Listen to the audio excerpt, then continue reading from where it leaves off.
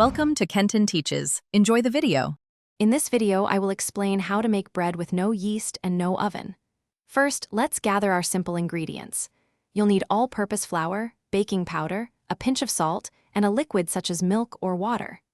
Accurate measurements are key for the perfect texture, so have your measuring cups and spoons ready. This method is surprisingly quick and uses common pantry staples, making it ideal for a last-minute bread craving. Now, let's mix our dough. In a large bowl, whisk together your dry ingredients, the flour, baking powder, and salt. Make sure they are well combined.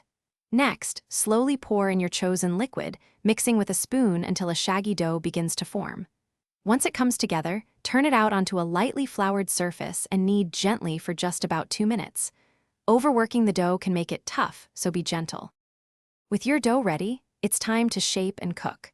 Divide the dough into equal portions and flatten each into a round, roughly 3 inches in diameter and about 1/4 of an inch thick. Heat a non-stick pan over medium heat, adding a small amount of oil or butter. Place your dough rounds in the hot pan and cook for 3 to 5 minutes on each side until golden brown and cooked through.